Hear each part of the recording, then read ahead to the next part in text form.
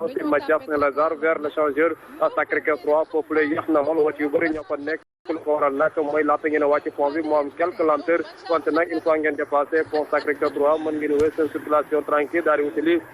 ñi nga xam ne moo nekk Seydou Nourtal foofu la aussi amul jafe-jafe bu dee nag ci suufu pont cité Kër Gorgui foofu la aussi am na quelques lenteurs tout autour du rond-point naka noonu aussi sur les deux voies Sacré-Cœur ñi nga xam ne ñoo bëgg a dem wala sax ñu bàyyi ko du côté boulangerie zone foofu la mun ngeen di progresser tranquille dans les deux sens mais di rappeler rek ñu ngi suggéré beaucoup d'embouteillages sur le péage adoré ko nag moo nekk Cambérène sortie péage bi daal di wutali école Mariama Niass foofu la ñu ñu xamal ne woto yu takku neen lool kon nag ngeen bàyyi ko xel pour ñi nga xam ne ni ñëpp bëgg a jaaree Yacine Seck. C'était Trafic News. merci beaucoup Papa Ali Cissé Mame Mbaye nañ jàll ci xibaar yi. ayca xibaar yi dañu koy doo rendre Cheikh El Hadji Mouhamadou Mansour Diop le député du peuple nag Mamadou Fofana bu ñu fi déggoon rek jëngalu mbaw balaa gars yi di daw ñi nga xam ne ñoo ñuy déglu. man moom ay xaj moom wax ma ci dara ci fajar gi. ñu koy doo rax sa géej waaye El Hadji Ahmed Aïdara Seck El Hadji ngir yàlla doo ñu bàyyi ñu. rajo bi day dara jot nañu koy installé ni ki démb sa bopp mairie bu Guédiawaye kon nag mënees nañu wax ne moo fa wuutu Alioune Sall ci diiru juróomi at la war a toog sa jalba waaye nag gis nañu ni kon démb la waral coow la 9h ba 23h ñu nekk fa moo di blocage bi am bi ñuy installé bureau municipal bi ndax nag gannaaw ba ñu soobee ci li nga xam ne moom mooy jongante bi gis nañu ni kon am na ay benn erreur matérielle bu ñu signalé waaye nag terewul nee nañu bi ñu demee ba wàññi xob ya Cheikh Sarr nekkoon maire bu ville bu Guédiawaye nekkoon mandataire départemental bu coalition Benno Bokk Yaakaar moom moo am ndam mouvance présidentielle bi nekkoon nanu rek annulé installation ba loole ci boppam du benn yoon Cheikh Sarr ay kàddoom la ñuy teewloo Mamadou Fofana. adjoint yi dañ leen di fal benn par benn ñu ne premier adjoint yi moom ñaari candidat benn candidat Yewwi ak benn candidat Benno Bokk Yaakaar moo am ay mbañ gàcce isoloir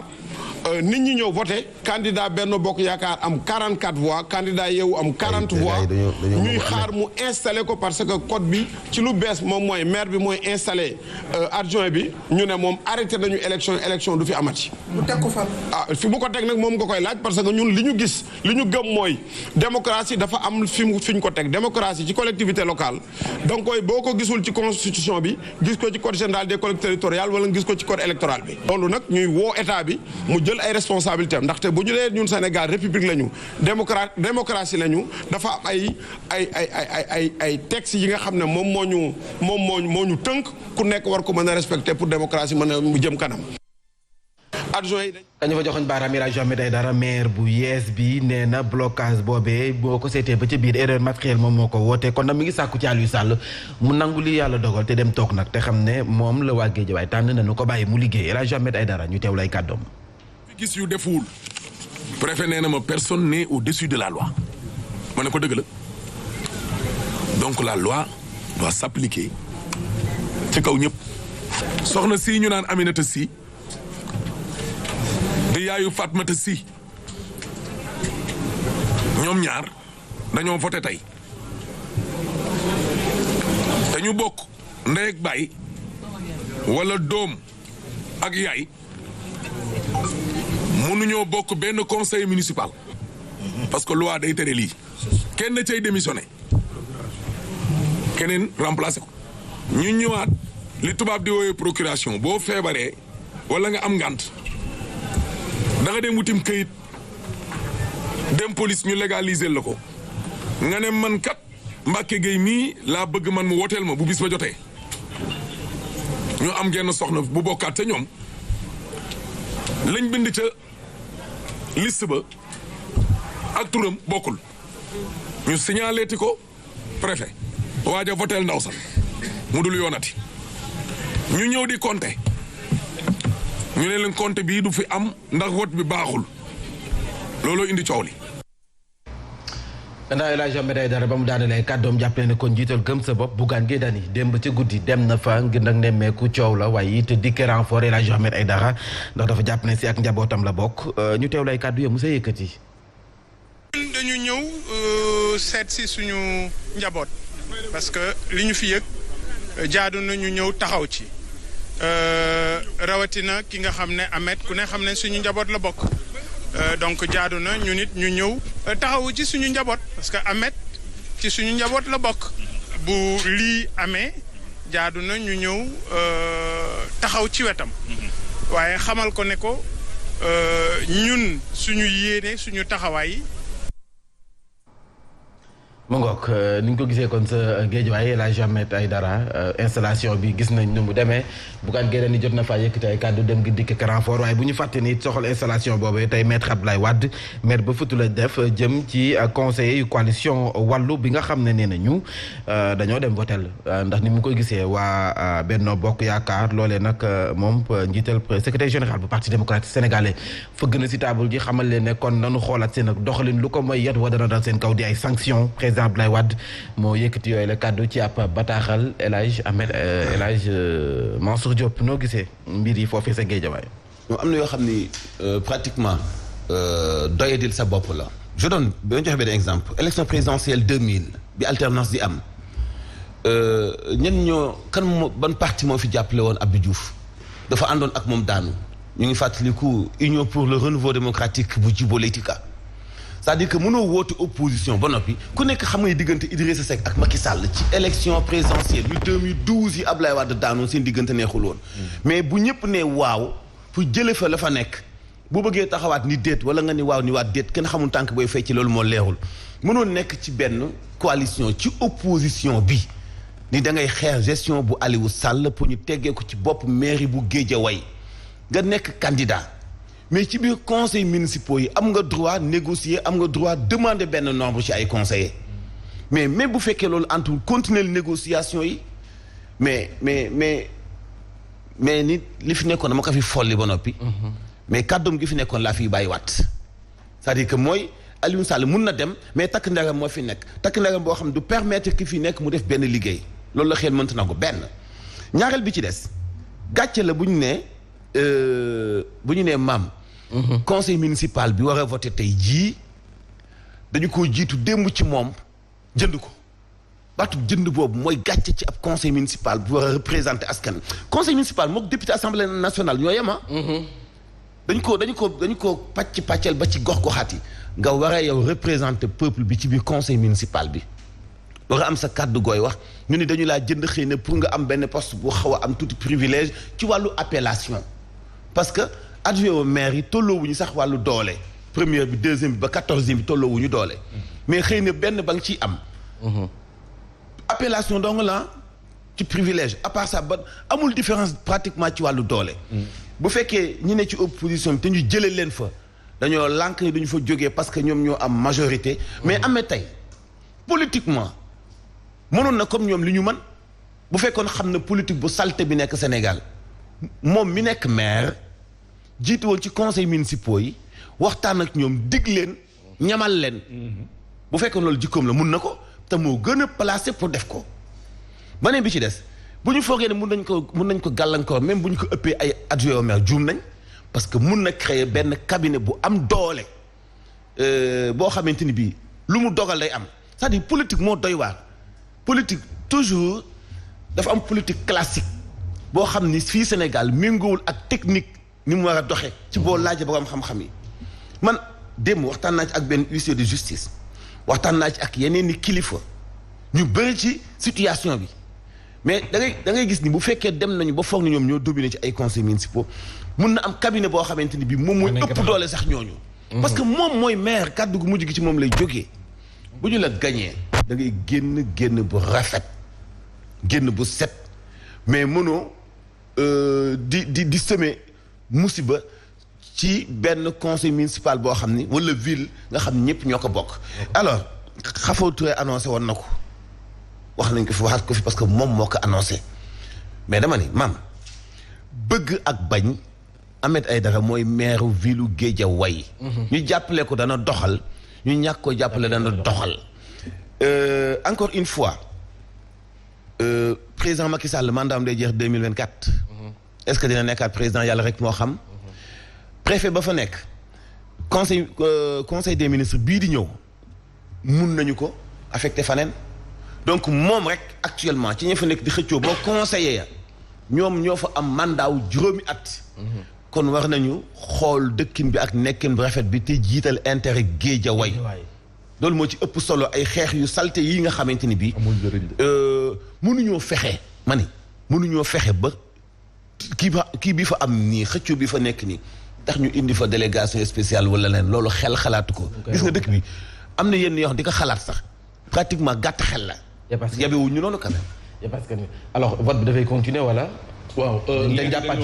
dañoo reconvoquer encore conseil bi parce que xam nga bu fekkee blocage dafa am dañuy mayaat ki nga xam ne moom mooy maire bi te ñu installé ko di El Hadj Ahmed Aïdara mu woote waat convoqué waat li nga xam ne moom mooy kii conseil municipal bi effectivement pour ñu mën a taxawal li nga xam ne moom mooy bureau bi alors tey jii moom dina def passation de service également ci diggante Aliou Sall bokk na tamit ci lu mu wax nee na gaañi daal bu ñu jëlee leng yi suba tey aljuma ñëpp lundi 8h au bureau nee na gars yi daal na liggéey itam. na liggéey ayca loolu lu am solo la liggéey la ñuy xaar si moom na sóobu ci liggéey bi sa diwaanu Kaolack la ñuy dem xam ngeen ne jot nañu ko jundu si tànk Serigne Boub ma nga xam ne mooy maire bu yees ba jot naa yëkkati kàddu jëmale mu di guleet nag jëm ci coowal conseil départemental ba nga xam ne ña ngi koy xëccoo ak directeur bu Sénélec ak waa ànd nawle Benjaloum mu mel ni kon nag moom Serigne Boub la mu xamle. ab recours dugal nañu ko waaye terewul nag war nañu mën a installer ka nga xam ne moom la ñu jàpp ni moom la ñu moo gagné recours bi nag la mu joxe après ñu doog a xool nañu koy doxalee Serigne Boub lii moo di ay kàddoom. ci technique daa mën a liggéey ci droit laa mën a liggéey juge bi am na ci droit amul ci droit kooku juge bi moo ko décidé na ko noppi droit la nag compétence ndax waroon na ko def ndax waru ko def li ma jàng ci expert yëpp. nee nañ waru ko woon a def ndax kat gis nañ ne recours yi bari na ci dëkk bi waaye teewul ñëpp installé nañ waaye ci benn solution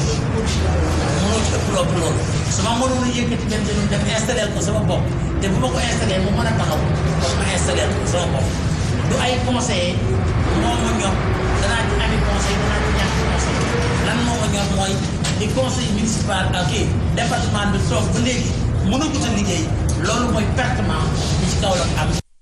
waa benn bokk yaakaar ñoom it yëkkat nañ seen kàddu daal di tontu ne ni Serigne Boub na mu waxee dafay firndee ne kon ci wàllum yoon la mu ca xam kon bariwut kon des na yëngal faaw ñu xoolaat ko ndax yoon moo def liggéeyam jëm ci téyendi li nga xam ne moom mooy installation bi ndax ab recours dafa dugg ba noppi Cheikh Ibrahima Diallo ay kàddu ma Alioune Kane. ñun duñu def suñu recours yóbbu ko ci justice ba noppi di nekk di critiquer di wax. ñoom ñi nga xam ne dañoo wax ne dañoo gagné bon jarul ñuy topp télévision yi saaga nit ñi di wax nit ñi lu ñu leen war a wax dama bëgg ñu arrêté surtout yow Serigne dama bëgg nga arrêté su fekkee da nga ne Pape Demba sa xarit la man mii sa xarit laa am na loo xam ne bëgguma ci àgg na nga arrêté te maandu justice Sénégal gënoon koo maandu fexe nga ba yàlla defal na sutura ba jox ñu sa xàmp bi génn ci wax ji waaw moo gën ngeen naan Pape Demba da nga wala galant Pape Demba moom gañaay bu def ji kanam Pape Demba moom gañaay bi ñi ko watee ñoo moom gañaay bi département Kaolack ñoo moom gañaay bi ak mu ngoog ni ñu ko gisee sa diwaanu Kaolack laaj bi samp kay moo di laaj ndax ab recours bu ñu ko dugalee day tax nag ñu bañ a installé ñu toog di xaar ba recours ba jeex. moom mi moo juum maa foog ni gars yi bi tey mbow yee leen bàyyeegul ba léegi. non mbow yi mënuma ko muñ quoi. xam nga et puis foog ñu bàyyi nit ku ànd na taxaw fii Sénégal naan Serigne Boub xamul lii Serigne Boub li mu am ci ay conseil juridique yi ànd ak moom ci ay grande entreprise yi mu taxawal fii Sénégal bu amul ñu ko mën a xelal man Serigne Boub bi ma ko jëkkee xam bi ma koy xam man dama ko xamoon mu ànd ak maître Mamadou Diop mu ko doon xelal ci wàllu yoon bi ma koy jëkk xam may liggéeyee Lamfal FM 7e étage yi nekkoon Touba Sandaga immeuble am boobu ñu taxaloo ay bureau ci laa ko jëkk a xamee découvrir ki ma ko jëkk a xamaleel moom mooy ki koy xelal ci wàllu yoon nga ne Serigne Boub xamul ci yoon xamul yoon mën na ko bañ a xam mais dina ànd ak ñi koy xam si lu wér dinay laaj ñu koy xam mënoo wax ni Serigne Boub xamul tey doxal li muy doxal ci Sénégal mënoo Serigne Boub xamul te ñëw nangu mairie ba mënoo Serigne Boub xamul gàññale ci département bi boole ay DG yi fa nekk boole leen ak directeur général bu Sénégal yëpp dugal ci saaku ñëpp ci soos bi nga taxaw nga ni xamul yoon recours bu ñu dugal Pikine Cheikh Dieng dugalul recours Omar Gueye waxul day dugal recours Sangalkam mën na tey ñu installé maire fa nekk dañu bàyyi ñi gagné ñu doxal lillahi wa rasuli nañu bàyyi business politique baaxul lillahi wa rasul jaay ba noppi gagné ba noppi jël sa gagné dem ak moom ca pouvoir ba wala ñu gagné la yow weccet bi ngay am ca kañu gagné te nga nekkoon ci ginnaawam tax nga ni mukk ndam amu fi semé le bordel indi bëgg indi musiba nañu bàyyi yooyu ñi gagné ñu jàppale leen ñu liggéey nañu respecté askan wi élection yi génne askan wi ci situation yi ñu nekk moo tax ñu indi ay changement li lay nañu bàyyi intérêt personnel te wax ci li ñëpp bokk dañu leen a gagné waaye maa foog ni mbow yee leen bàyyeegul ba léegi ah mbow yi sa kaw la daa mel ni moo leen bàyyeegul alors foofa xam nga sax c'est pas parce que directeur généralu Sénélec nga que ka gagné yaa ko gën a yelloo gagné. nga loolu nax sa bopp mënut weesu loolu noonu. tamit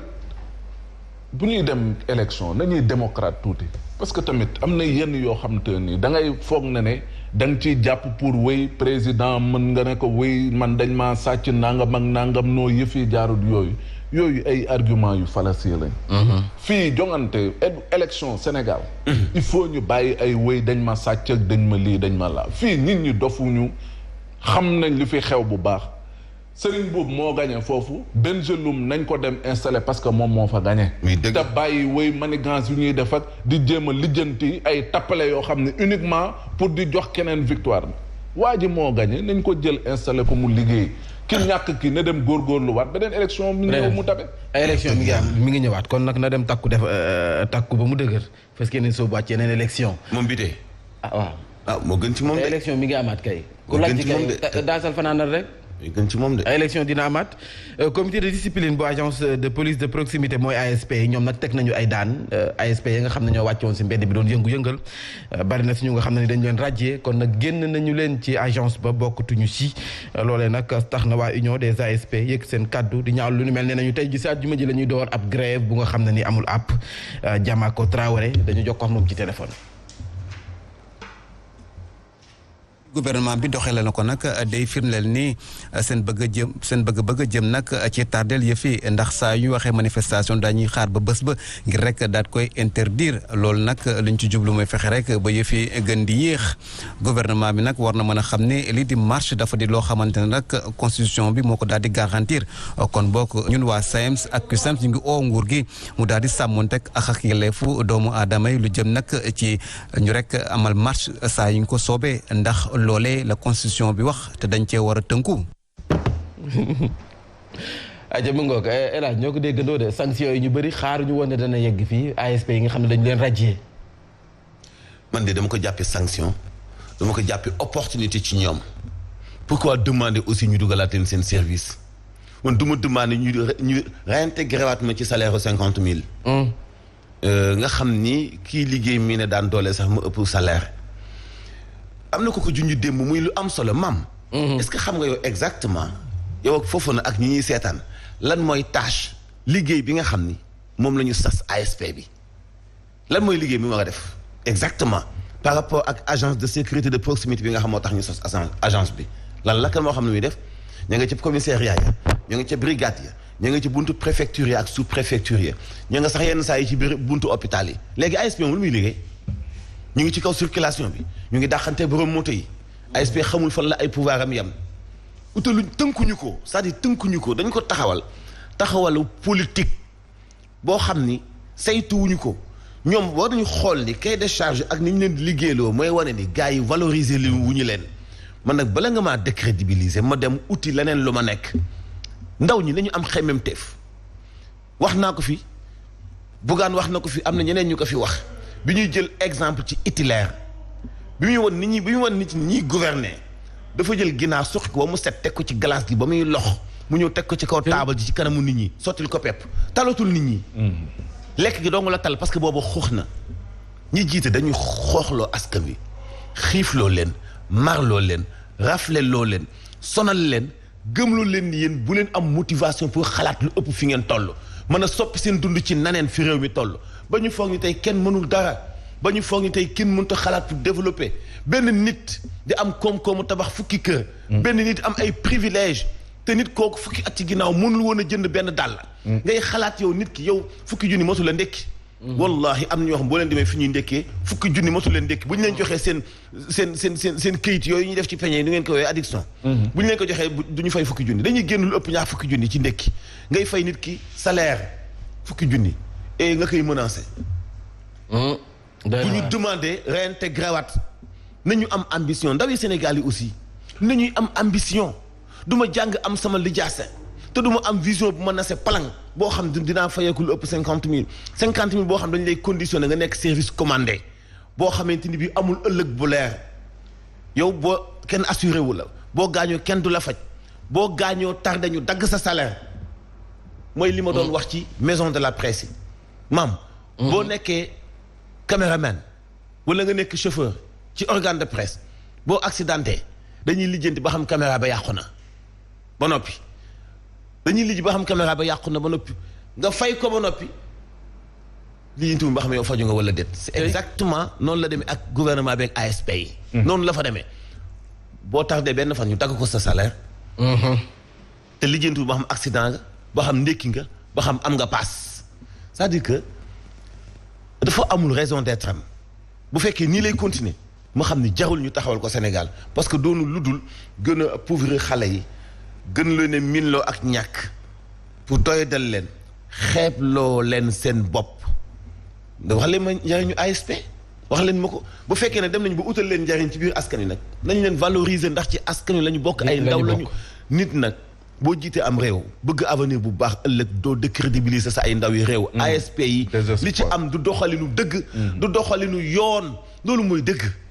booy taxawal ab koor da ngay taxawal koor bu am crédibilité waaw li ma ciy dolli rek mooy que d'abord quand même décision la boo xamante ne nii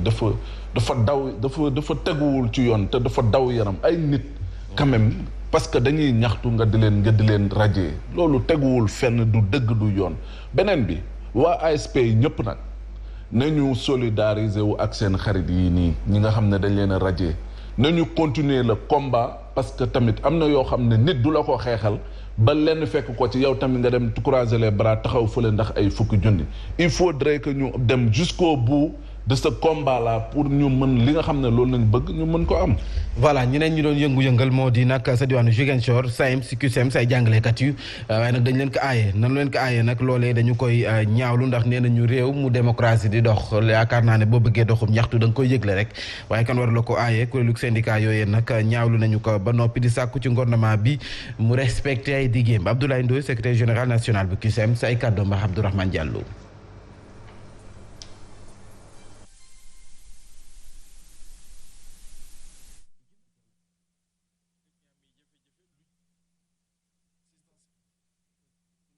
bi doxale na ko nag day firndeel ni seen bëgg jëm nag ci tardeel yëfi ndax saa yu ñu waxee manifestation dañuy xaar ba bés ba ngir rek daat koy interdire loolu nag liñ ci jublu mooy fexe rek ba yëfi gën di yéex gouvernement bi nag war na mën a xam ne lii di marche dafa di loo xamante ne nag constitution bi moo ko daal di garantir kon bokk ñun waa SAEMS ak CUSEMS ñu ngi oo nguur gi mu daal di sàmmonteeg ak yelleefu doomu aadama yi lu jëm nag ci ñu rek amal marche saa yu ñu ko soobee ndax loolee la constitution bi wax te dañ cee war a tënku.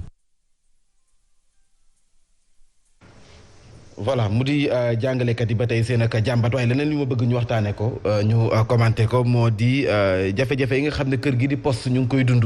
ndax nag délégué syndicaux yi ñu ngi attirer attention wu gouvernement bi ci jafe-jafe yi nga xam ne ñu ngi koy dund wàllum koppar ñu ngi koy dund waaye it doxalinu kër ga concurrence ba dafa mel ni kër ga jamono ji daal fa mu jëm ab impasse la daj dëpp xamuñu fu ñuy jaar looloo sabab nag ñi nga xam ne ñoo délégué syndicaux yi woote woon ab ndaje doon ko fa waxtaanee si diiru ñetti fan ñu ànd ci Cheikh Ahmed Tidiane Seck Mansour njiituk syndicat yu poste profité ci seen ak ndaje àdduwaat ci jafe-jafe ya nga xam ne moom la entreprise nationale bi di jàkkoonteel. waaw difficulté mooy difficulté financière la xam nga poste liggéeyam dafa am benn wàll bu ci am solo muy xaalis maanaam bureau de poste comme banque te sentiruñu itamit vraiment état bi à nos côtés wala à chaque fois ñu envoyé ko ay documents wala ñu koy saisir pour ñu ñëw wax ci mbir mi donc coow laa ngi fi ba léegi difficulté yi mi ngi fi ba léegi te ñun nag quand même dañoo gëm ni mën nañ ci génn. ci gis-gisu responsable yu syndicat national des travailleurs bu poste ak télécommunication jàpp nañ ne nag ay pexe di saafara mën naa jëg du fekkee ne rek nguur gi génn na ci ñàkk fulaal gi mu leen ñàkk fulaal. tënk ko ci kayit ci document. envoyé ko président de la république envoyé ko les ministères de tutelle ñu toog waxtaan ak moom jox ko ay solution ñun loolu kañ maanaam syndicat bu dem ba egg foofu moom mooy de wàccoono ak li ko war donc ñun am nañ solution ci mbir mi en tant que travailleur en tant que syndicat en tant que cadre en tant que travailleur. ñaareelu pàcc bu juróom-ñaar fukk ak juróomi délégué syndicaux bàyyeekoo ci diwaanu Suisse si suñu réew ñëwoon nag teewoon ci ndaje bi nga xam ne ñu ngi ko jëmmaloon fële ca Lac Rose ci Tëngéej. le député du peuple responsable syndicaux yi gis nañu ko nee nañu dafa mel ni kenn fullaalu leen kenn joxu leen seen gëdd ndax seen i jàmbat teg nañ ko stable ji jox nañu ko ñu ko war a jox waaye kenn faalewu leen amuñu tontu. te kër gaa ngay nërmeelu. mënuñu leen a tontu parce que déjà maa ngi ciy waxtaan ak benn kilifa barki démb man ko problème bi mooy ñi nekk ay ministre ak ay DG war a jàkkaarloo si ne ay liggéeykat duñ leen jàppe ay nawle ndax li ñu leen ëpp salaire wala li ñu nekk ci poste boo xam ne ñu leen di woowee mu ëpp daraja alors que ñi ñuy jàkkaar lool ñoo leen ëpp xam-xam da am benn complexe bu ne seen diggante boo xam ne ni ñu koy fàtte mooy di rejeter li ñu leen di proposer. wala di leen noggatu ci ay demande d'explication wala ay noggatu ci dagg ay salaire ñi fi nekk ay ministre te ay jàngalekat la ñu woon bu leen pal gi taxee yokkuñu seen àlluwa jàngalekat yi dëkk ci njàngale mi sax ci seen àlluwa wala yenn saa yi suñu yokk àlluwa da nga gis complexe bi am seen diggante maa la wax rencontre yu bëri yoo xam du sotti parce que kilifa gi dalal laate day dalal ki ko ëpp xam-xam te du ko dangul proposition bi mu koy indil lii nguur gi annoncé 69 milliards lañ la wax la moo sanctionné ndaje mi gars yi duñu ci sawar ñi yor wàllu njàng mi dañu sawarulu ci jàkkaarloog jàngalekat yi face to face indi ay explication yu leer démb ministre bi yor lu jëm ci wàllu liggéey ak wàcc def na ci benn ndaje benn réunion lan lay jëriñ tey ñaata jàmbat moo nekk Sénégal jàngalekat yi waa sant ci kanam tuuti léegi dégg lañ mu commencé sap ndax ñoom itam seen situation metti na waa ASP yi ñu ngi fi loolu ministre bi yor lu jëm ci wàllu emploi tey bu ñu ko waxee ni ko mu càmbar situation wu ASP yi moom fan la koy dugal ci ban code de travail la existe loolu ban inspection de travail moo reconnaître xeetu liggéey bi état bi bëgg a créer sas ko ay nit ba di leen sanctionner donc loolu mooy jox nit ki te lañ koy jox xal nga ko ngëbloo ba noppi c'est-à-dire que nguur gi ministère bi mu lay jox sax cahier de charge bi ciy nekk wala direction bi mu lay jox yow doo comprendre sax doxal ëmbaale ci benn complexe bu ci am li am poste kilifay poste yi seq ndaje mun na am njëriñ ci ñoom liggéeykat yi ci wàllu xam-xam ak rencontre bi ci am mais li ciy tukkee bu ñu ko defee même document jox ko président du am njëriñ parce que li gën a am njëriñ mooy ki nekkoon directeur bu poste finance gis na ay détournement ay sàcc ay lu leerul mu yóbbu ko ci yoon kilifaam directeur poste ni ko lu tax nga koy def dàq ci ñaari nit ñu ni déete waaye ñu agressé benn syndicaliste ci kanamam. ba dàqaale directeur des finances. moom laa lay wax poste finance ñaari directeur poste finance la ñu dàq. yoo xam ne ci dossier boobu rek la ñu laal mais directeur poste moom mooy kan ba nga xamante ni bii boo gisewul comme ni ngay gisee mu indi la problème. poste nekk ci situation bu metti bu difficile chaque jour liggéeykat yan yi ñiy jiite kër yooyu dañuy jël xaalisu bérébu liggéeykaay ba di ko campagne ji est-ce que gagné nañu seen localité moom daa ñàkk yow dindi woo tuuma te gagné woo fa nga demoon te dindi woo tuuma ay mag dem war a fayeeku ji poste finance seeni passion yenn fa ba ngoon fayuñu leen am ci mag ñu yenn ci naaj ba commencé am ay problème ci caprice su benn un jeune quoi parce que am nga takkatal ndomba tànk c'est que yooyu moo war a dakk Sénégal liy indi solution maam ci su dundinu askan wi mooy ñi jiite fii ak nawloo wuñu ñi jiite dëkk bi du dox dañu war a nawloo ñuy jiite respecté leen xam ne am nañu xam-xam am nañu xalaat comme ñoom bu loolu amul dëkk bi du dox. jaajëf le député du peuple. dañoo ragal a rencontré jàngalekat yi rek coow li loolu la. waaye dinañ jàkkaarloo moo tax boo jàkkaarloo ab jàngalekat yow say tubaab setul. sa pont yi ngi sukkandiku làkk ba ngay làkk setul. bu dee wolof setle woo ko bu dee xal pulaar setle woo ko léegi da ngaa nekk ci digg bi nguuñi ba noppi si wàllu njàng mi mënoo indi ay points essentiels yoo xam ni làkk boo ko làkkee daañu xam ne lii xam-xam la. doo jàkkaarloo ak loo xam-xam jàngalekat seen situation doona difficile parce que amaguñu ministre bu leen ñu may affronté. ayca yow nag si kanam tuuti nga affronté tës. tuuti ma ak yow. tës 89.7 Zik FM Mamadou Fofana yaa ngi rédaction. tout à l'heure. wala yaa ngi tës. non maa ngi tës maa ngi rédaction. il faut nga ñëw tës tey. non tey oui. tey dañu la soxla tës. tey il faut mu ñëw tës. non dinaa ñëw tey. ayca ñu dara Pape Mante Mboup ci tàggat yaram.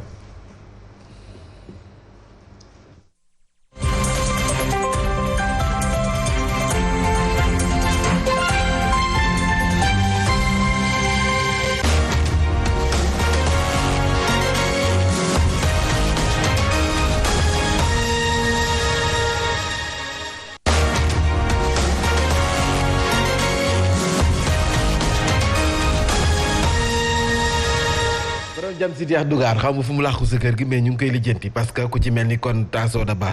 ak nag Mohamed Mbaye BFM Sénégal dañoo yokkoon li nga xam ne mooy seen haut-parleur ngir nag man la déglu mais bon tàggat yaram dañu koy door ak football Ligue 1 sénégalaise ab choc bu ñuy xaar ci week-end bi ci loolee sax du ñàkk Pape Mante Mboup dana ci dikk ci kanam tuuti leneen lu nga xam ne it war nañu ko waxtaanee ci tàggat yaram dama leen di jox titre yi rek en attendant Pape Mante Mboup di ñëw bu ñu waxtaanee football Ligue 1 sénégalaise ba noppi dinañ waxtaanee football local bi nga xam ne dafay yokk li lépp lu soxal wàllum consécration yu ne meeku ci équipe nationale bi bu ñu sukkandikoo ci Pape Momar Lo bu ligue bu football professionnel loolu également dinañ ko waxtaanee dinañ waxtaanee it ville bu Saly sa ville bu Saly dinañ fi waxtaanee it honneur sa ville bu Saly nga xam ne international pétanque la ñu fa nam woote foofee sa diwaanu Saly Pape Mante Mboup après nag faaw ma jox la demande d'explication andi fan nga nekkoon yaa ngi nekkoon ci montage